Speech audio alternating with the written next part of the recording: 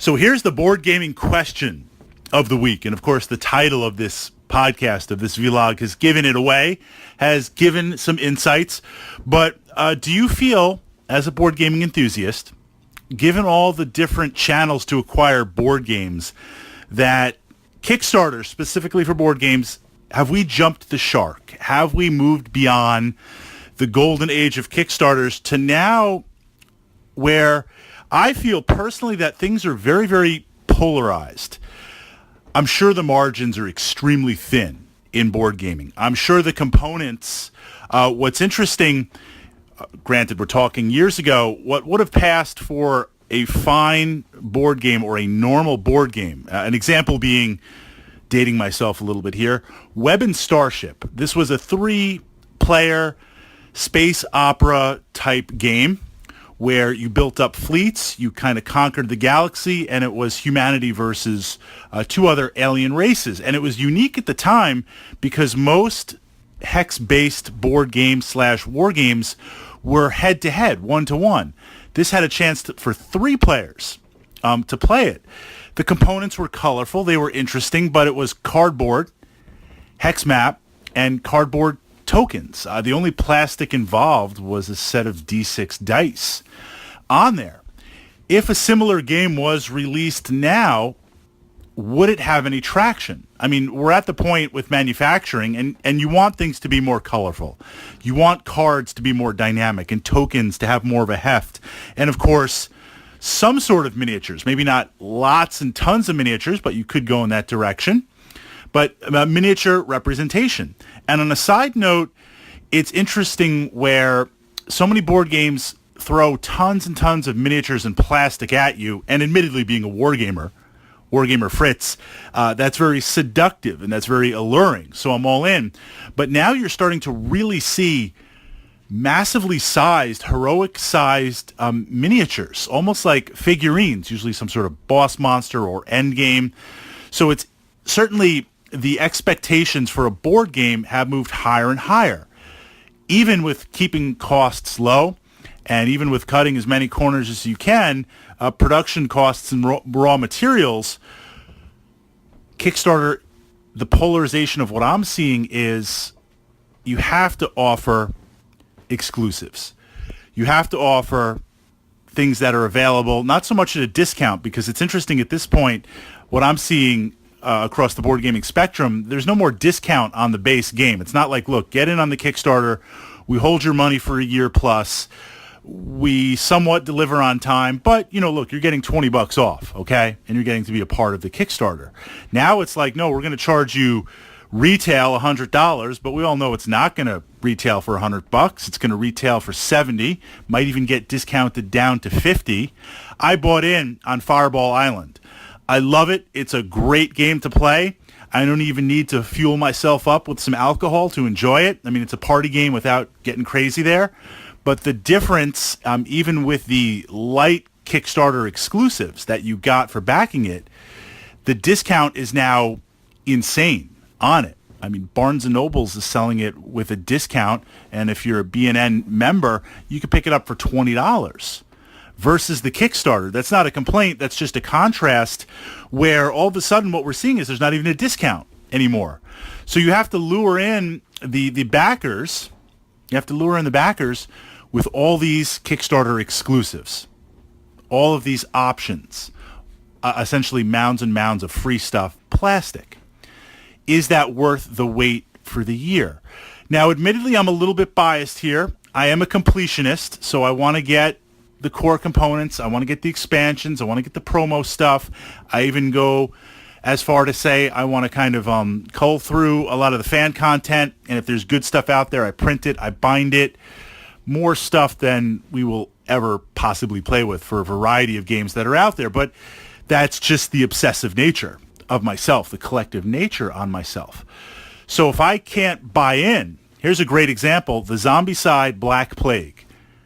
If you've been following my channel, I love this game. It's one of my top 5 games for solo play. It's one of my top 5 games for pickup games, playing at the club. The mechanics, yes, they're dicey, but I like that. It works. A lot of miniatures. I did not get in on the Kickstarter on there. I think I just missed it on there. So I have just pure retail. And I wish I had a lot of the Kickstarter exclusives on there. I'm missing out on a lot of options, a lot of content. It's not that the game is unplayable, but I'm aware of that. So now it gets this into this idea. If you get most of your backing up front through Kickstarter exclusives, you get, it is a pre-order system, doesn't matter what Kickstarter says, just like Uber and Lyft say they're not in the service industry of providing rides. You can kind of slice and dice it however you want legal-wise, but the truth is Kickstarter is a pre-order system. When you add the money and you purchase in on the Kickstarter, where does that leave for retail on there? And as the board gaming business becomes more cutthroat, more and more from the retailer perspective, is there a reason to even back non-Kickstarter games in significant quantity? An example like Zombicide Invader. As of this podcast, we're waiting on delivery. It's the usual, maybe this month, probably next month, definitely the month after. Of course, it's already hit retail, so backers are getting agitated and excited there about that. But outside of really effectively selling it en masse, is there any reason to? Everyone bought in on the Kickstarter. The completionists or people that look and are knowing about board games are going to say, look at all the free stuff and the amazing stuff that the backers got. Do I really want a base game that doesn't have that? And we're also starting to see, in my opinion, and I'd love to hear your comments, we're seeing a lot of crippleware games. Now I'm going to invoke Steamforged here. I love Dark Souls, the board game. I will admit that. Same way I admit that I loved Dungeons & Dragons 4.0.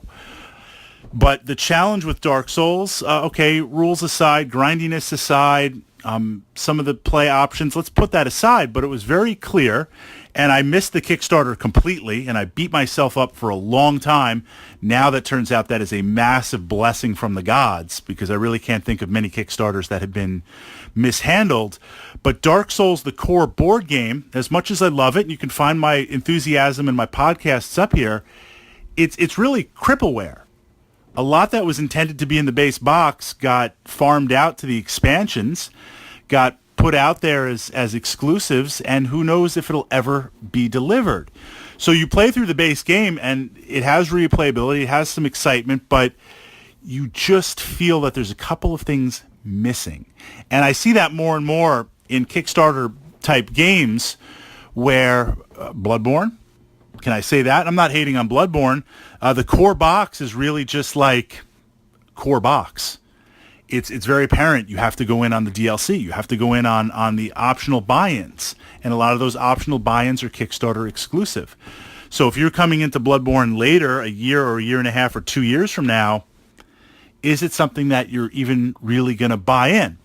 So I'm really unsure of the sustainability of the Kickstarter model, where you either get in on the beginning or you don't get in at all. And of course, as board gaming costs go up and as things increase and the margins become smaller and smaller, I do believe that Kickstarter is still going to expand and remain an attractive platform because it's an interest-free loan up front. You get our money for, a year, year and a half, 2 years, whatever it's going to take. And then who knows if you really have to deliver. It just seems like we're in this interesting place. So your thoughts on that? And I do find myself, I back maybe 2 Kickstarters a year. And I don't count something like Gloomhaven even really a Kickstarter. I mean, that was an amazing Kickstarter because it's like, hey, here's the stuff. We're going to give you some minor bonus content, Kickstarter exclusives, but it's really you're buying in on everything for this game to help get it in retail. It was truly true to the Kickstarter vision. But in the 2 or 3 that I back every year, I find it more and more that they intrigue me, and it's certainly certain designs that might not make it to the table any other way, but just the increase more and more of the Kickstarter exclusives and buying in versus not buying in and dealing with delays and dealing with content you probably never get. It's an interesting place on that. Your thoughts, your experiences, and are you a Kickstarter mania on there? backing a lot of stuff, putting in a ton of stuff, or is it something that you still quite not have backed yet?